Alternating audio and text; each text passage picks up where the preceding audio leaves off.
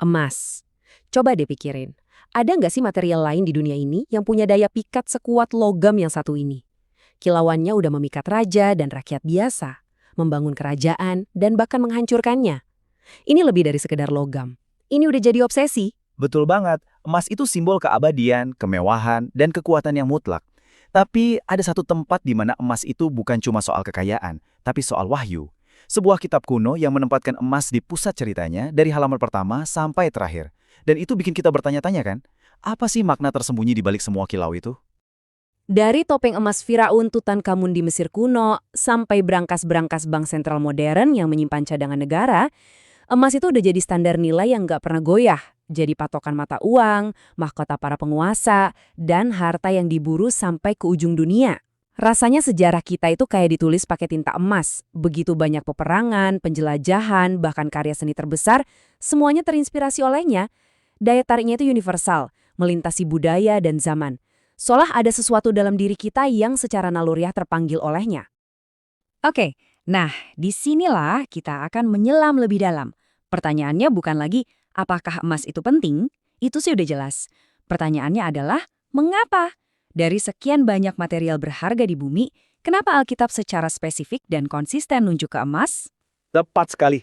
Kemunculannya dari kitab Kejadian yang ngegambarin Taman Firdaus sampai kitab Wahyu yang ngelukisin kota surgawi, ini jelas bukan kebetulan. Ini semacam pola, sebuah kode. Dan dalam penelusuran kali ini, kita akan coba pecahkan kode tersebut bareng-bareng. Mari kita mulai investigasi kita dengan jadi detektif data dulu. Sebelum kita bisa memahami makna spiritualnya, kita harus lihat dulu buktinya secara kuantitatif. Seberapa sering sih sebenarnya emas disebut dalam Alkitab? Angka-angka ini mungkin bakal bikin Anda kaget. Ini bukan cuma soal beberapa referensi di sana-sini. Ini tentang sebuah motif yang dominan dan terus berulang. Ini dia angkanya, 490. Dalam salah satu versi Alkitab Bahasa Indonesia yang umum dipakai, kata emas muncul sebanyak 490 kali. Coba bayangkan skala itu. Dalam sebuah buku yang begitu tebal dan penuh dengan berbagai macam cerita, hukum, dan nubuat, satu elemen ini terus-menerus muncul. Angka ini sendiri udah jadi bukti yang kuat banget. Ini memberitahu kita kalau emas itu bukan sekedar dekorasi atau metafora sesekali. Ia adalah elemen fundamental dalam bahasa visual dan teologis Alkitab. Ini seperti benang emas yang ditenun di sepanjang kain besar kitab suci. Sekarang, yang bikin ini makin menarik adalah konteksnya. Lihat deh bagaimana emas berdiri tegak dibandingin logam berharga lainnya. Perak, yang jelas sangat bernilai di zaman kuno, disebut 313 kali. Tembaga, logam yang vital banget buat perkakas dan persenjataan, 155 kali. Perbandingannya jelas banget kan? Emas nggak cuma sering disebut, dia kayak main di liganya sendiri. Ada hierarki nilai yang jelas di sini, dan Alkitab secara konsisten menempatkan emas di puncak tertinggi. Ini adalah logam superlatif yang paling utama. Dan inilah poin yang paling krusial. Ini bukan cuma soal kuantitas, tapi juga kualitas penempatannya. Emas itu nggak digunakan sembarangan. Ia secara spesifik diperuntukkan bagi benda-benda dan tempat-tempat yang paling sakral. Betul. Ambil contoh tabernakel atau kemah suci, tempat di mana hadirat Tuhan diyakini berdiam di tengah bangsa Israel. Seluruh bagian dalamnya, terutama yang paling suci, dilapisi dengan emas murni. Dan puncaknya adalah tabut perjanjian, benda paling sakral yang seluruhnya terbuat dari kayu akasia berlapis emas murni. Ada prinsip yang jelas di sini. Semakin dekat Anda dengan hadirat ilahi, semakin banyak emas murni yang digunakan. Oke, sampai sini kita udah sepakat kalau emas itu sangat penting dan ditempatkan di lokasi-lokasi paling suci. Sekarang, penyelidikan kita bergeser. Kita beralih dari bertanya di mana emas muncul, menjadi bertanya apa sih emas itu sebenarnya? Kita akan melihat sifat-sifat fisik dan kimianya yang unik. Tapi kita nggak akan melihatnya sebagai pelajaran sains ya, melainkan sebagai serangkaian petunjuk. Petunjuk yang sengaja ditinggalkan Sang Pencipta dalam ciptaannya untuk mengungkapkan sesuatu tentang dirinya. Emas murni itu zat yang luar biasa loh. Dia itu hampir abadi loh, tahan terhadap api, nggak berkarat, nggak bernoda, dan nggak bisa dikorosi oleh asam. Nilainya stabil dan diakui secara universal. Kemurniannya juga mudah diuji. Dan sifat fisiknya juga unik. Emas itu sangat lunak dan bisa ditempa atau malleable. Ia bisa dibentuk jadi lembaran yang super tipis tanpa patah. Ia juga konduktor yang hebat dan pemantul cahaya yang cemerlang. Setiap karakteristik ini, dari ketahanannya sampai kelembutannya, adalah sebuah kepingan dari teka-teki yang lebih besar. Paling krusial, nilainya itu mandiri, nggak bergantung sama janji siapapun. Nah, untuk benar-benar ngerti kenapa sifat mandiri itu penting, kita bandingin aja sama uang yang kita pegang tiap hari. Itu namanya uang fiat. Nilainya itu apa sih? Ya, cuma selembar kertas yang nilainya dijamin oleh janji pemerintah. Cuma kepercayaan kan? Perbedaannya jadi jelas banget di sini. Uang kertas nilainya bisa anjlok gara-gara inflasi, gara-gara pemerintahnya goyang. Kita udah pernah ngalamin kan krisis moneter? Nah, di saat-saat kayak gitu, harga emas justru terbang tinggi. Kenapa? Ya itu tadi, karena nilainya nggak ngandelin janji manusia. Emas itu berharga ya karena dirinya sendiri. Aset paling aman waktu dunia lagi gonjang-ganjing. Disinilah kita sampai pada inti dari penelusuran kita. Kita akan mengambil petunjuk-petunjuk fisik tadi dan mulai menghubungkannya satu persatu dengan konsep-konsep ilahi yang abstrak. Pertanyaannya adalah, apa yang Tuhan coba komunikasikan melalui pilihan materialnya? Kenapa sifat-sifat logam ini begitu penting sehingga ia memilihnya untuk melambangkan hal-hal yang paling kudus? Mari kita ungkap lapis demi lapis. Mari kita mulai dengan sifatnya yang paling mendasar. Emas itu nggak bisa dirusak. Dia abadi. Di dunia di mana segala sesuatu membusuk, berkarat dan hancur, emas itu anomali. Dia bertahan. Sifat ini adalah cerminan fisik yang sempurna dari Sifat ilahi. tepat sekali. Sifat Tuhan yang digambarkan sebagai kekal, kudus, dan tak berubah. Sama seperti emas yang ditemukan dalam makam kuno, tetap berkilau seperti ribuan tahun lalu, karakter Tuhan juga digambarkan konsisten dan abadi melintasi zaman. Ini adalah simbol keabadian di tengah kefanaan. Selanjutnya pikirkan tentang nilainya. 1 gram emas punya nilai yang pasti. Kalau kamu bagi jadi serpihan-serpihan kecil, total nilainya tetap sama. Nilainya itu intrinsik dan konstan, nggak bergantung sama bentuknya. Sifat ini adalah analogi yang indah banget untuk kebenaran absolut. Kebenaran itu nggak jadi kurang benar hanya karena disajikan dalam porsi kecil. Kebenaran tetaplah kebenaran, entah itu diucapkan dalam kalimat sederhana atau ditulis di buku tebal.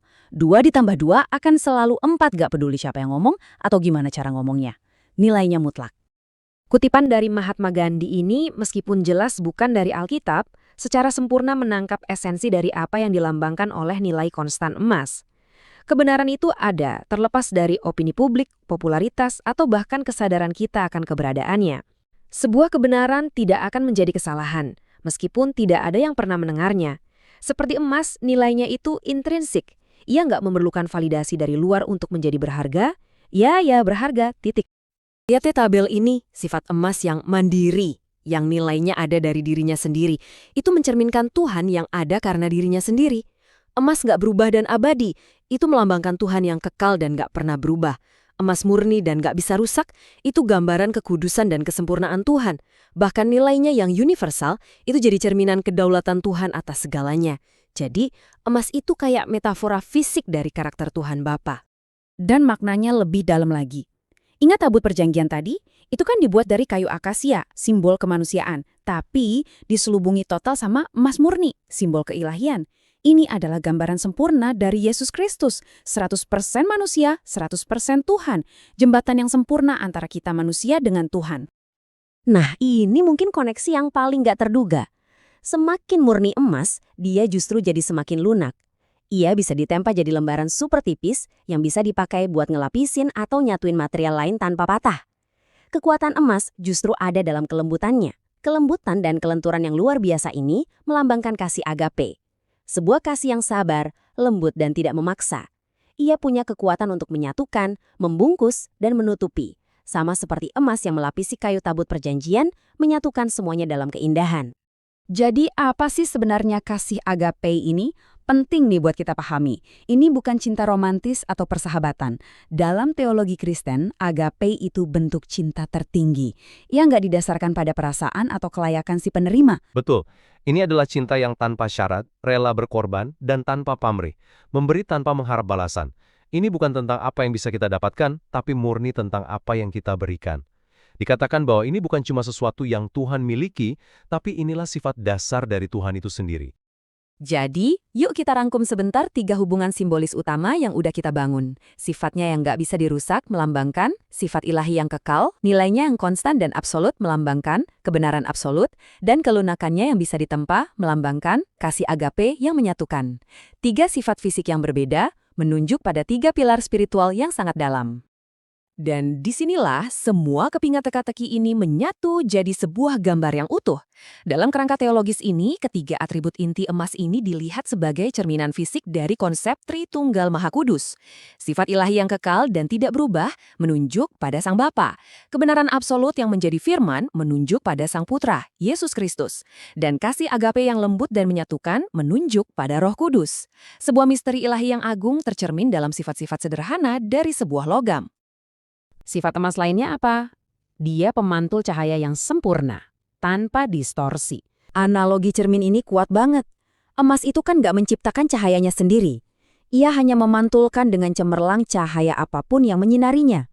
Demikian pula, hati manusia itu nggak dirancang untuk menciptakan kebenarannya sendiri, tetapi untuk merefleksikan kebenaran yang datang dari luar dirinya. Dan perhatikan poin kedua ini penting banget. Semakin murni emas, semakin sedikit campuran logam lain di dalamnya, semakin sempurna pantulannya. Demikian pula, menurut pandangan ini, semakin murni hati seseorang dari niat-niat yang egois, semakin jelas ia dapat merefleksikan karakter ilahi dalam kehidupannya. Secara rohani, inilah panggilan kita sebagai orang percaya. Kita ini kayak bulan yang tugasnya cuma memantulkan cahaya matahari. Kita dipanggil untuk memantulkan terang dan karakter Kristus ke dunia yang gelap ini. Dan logikanya, semakin murni emas di dalam diri kita, ya semakin terang juga pantulannya. Oke, ini semua keren banget. Tapi terus, gimana aplikasinya buat hidup kita sehari-hari? Kalau kita ini diibaratkan emas rohani, gimana caranya kita jadi murni? Nah, jawabannya ada di sebuah proses yang jujur aja nggak gampang, yaitu lewat api pemurnian. Proses memurnikan emas itu brutal loh. Pertama, biji mentahnya itu kan masih campur aduk sama batu dan tanah nggak berguna. Itu harus dihancurin dulu, diremukkan. Terus dimasukin ke api dengan panas yang luar biasa. Panas inilah yang nanti memisahkan kotoran-kotoran dari emasnya.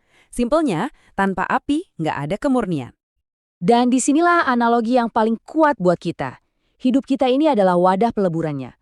Semua ujian, tantangan, kesulitan yang kita hadapi, sakit penyakit, masalah keuangan, hubungan yang retak, itu semua bukan kejadian acak.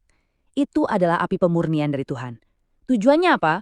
Buat membakar habis semua kotoran dalam karakter kita, kesombongan, ego, rasa takut, dan lain-lain. Dan ini bukan karangan saya, Alkitab sendiri yang bilang. Di 1 Petrus, dibilang tujuan dari ujian itu adalah untuk membuktikan kemurnian iman kita, yang jauh lebih berharga dari emas. Jadi Tuhan izinkan api itu datang bukan buat menghancurkan kita, tapi buat memurnikan aset kita yang paling berharga di matanya, yaitu iman kita. Ini yang perlu kita pegang erat-erat. Api itu nggak menghancurkan emas, api itu justru menyingkapkan kemurniannya. Sama kayak ujian hidup, tujuannya bukan buat menghancurkan kita, tapi buat membakar habis semua yang palsu, semua topeng yang kita pakai, sampai karakter Kristus yang asli di dalam diri kita itu muncul ke permukaan. Coba dipikirin, waktu ekonomi gonjang-ganjing, pasar saham anjlok, orang-orang lari kemana? Ke emas. Nah, sama persis dalam krisis kehidupan, waktu kesehatan kita drop, pekerjaan hilang, atau keluarga berantakan, semua kekuatan duniawi kita bisa rontok seketika. Terus yang tersisa apa? Yang tersisa adalah iman yang sudah dimurnikan oleh api. Itulah emas kita yang sebenarnya. Jadi, kesimpulannya apa buat kita sekarang? Apa artinya semua ini? Artinya, kita semua dipanggil untuk menjadi Kristen emas murni. Siapa sih Kristen emas murni itu? Ya, mereka adalah orang-orang yang imannya itu asli, sudah teruji api. Karakternya memancarkan sifat Kristus. Nilai dirinya bukan lagi dari apa kata dunia, tapi apa kata Tuhan. Mereka tuh tangguh, stabil waktu hidup lagi diguncang. Mereka jadi saluran kasih dan kuasa Tuhan. Dan yang paling penting, hatinya itu lunak, mau dibentuk sama Tuhan. Coba deh kita renungkan sejenak. Kita hidup di zaman serba instan, serba sekali pakai kan? Di tengah dunia yang kayak gini, punya karakter yang berintegritas dan iman yang teruji, itu jadi aset yang super langka. Dan apa yang langka, biasanya jadi sangat-sangat berharga. Ada sebuah paradoks yang menarik di sini. Justru saat hukum makin diabaikan dan karakter manusia merosot, karakter yang sejati itu nilainya jadi makin mahal. Sama kayak harga emas yang naik waktu ekonomi kacau, nilai karakter sejati kita juga makin bersinar terang justru ketika moralitas di sekitar kita makin redup. Pada akhirnya pertanyaannya kembali ke kita masing-masing. Dunia ini sedang dan akan terus diguncang. Pertanyaannya bukan apakah guncangan itu datang, tapi ketika guncangan itu datang.